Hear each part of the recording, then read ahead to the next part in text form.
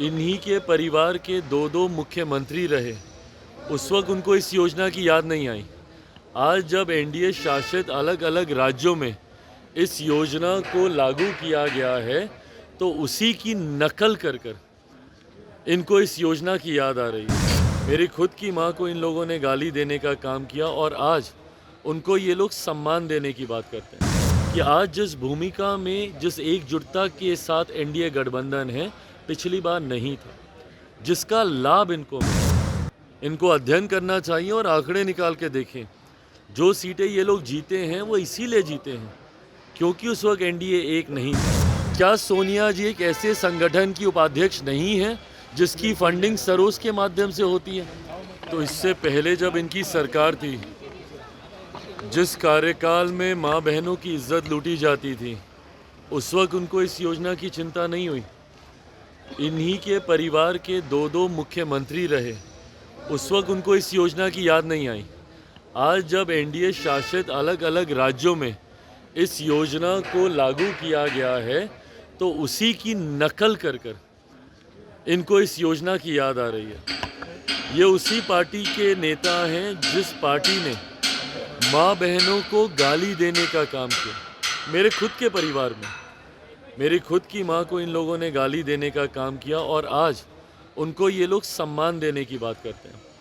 हकीकत है, लाख प्रयास अब ये कर लें, बिहार की जनता का विश्वास ये लोग पूरी तरीके से खो चुके हैं।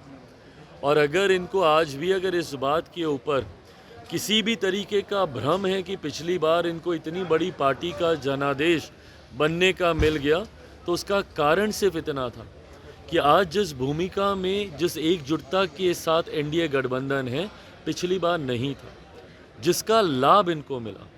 इनको अध्ययन करना चाहिए और आंकड़े निकाल के देखें। जो सीटें ये लोग जीते हैं वो इसीलिए जीते हैं क्योंकि उस वक्त एनडीए एक नहीं था और हम लोग दो अलग अलग तरीके से हम लोग चुनाव लड़ रहे थे जिनका इनको लाभ मिला। अगर उस वक्त भी आज की एकजुटता के साथ अगर हम लोग चुनाव लड़ते, जो एकजुटता आज है एनडीए के पांचों घटक दलों के बीच, उस वक्त भी अगर हम लोग लड़ते, तो ये लोग दहाई का आंकड़ा भी पार करना इन लोगों के लिए मुश्किल होता। 10-11 सीटें भी जीतना इन लोगों के लिए मुश्किल होता।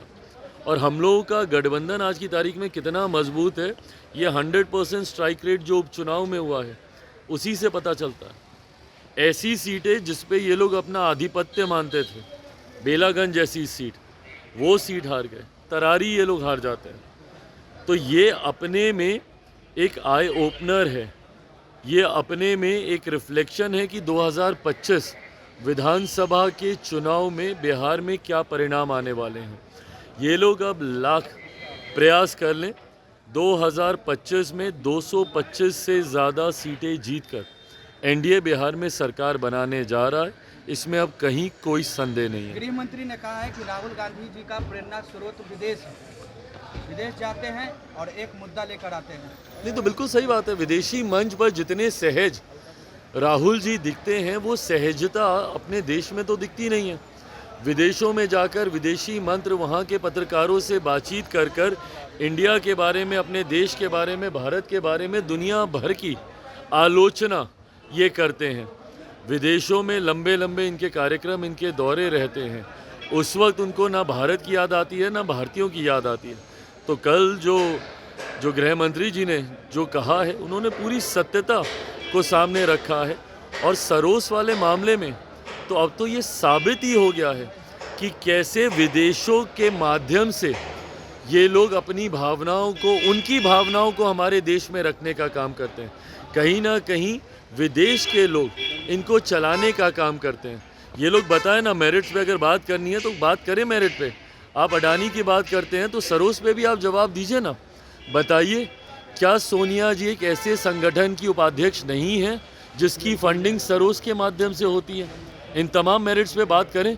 तो जब गृह मंत्री जी ये बात बोलते हैं कि विदेश से इनको डायरेक्शन मिलते हैं, तो क्या गलत है इसमें? प्रधानमंत्री का कल भाषण हुआ है लोकसभा में, क्या कैसे देखते हैं आप? भाई, प्रधानमंत्री जी ने एक बार फिर से इतिहास के उन पन्नों को टटोलने का काम किया है जो स्वाभाविक है विपक्ष को चुभते हैं। ये विपक्ष के कार्यकाल का ऐसा काला अध्याय है जिसको विपक्ष कतई याद नहीं करना चाहता।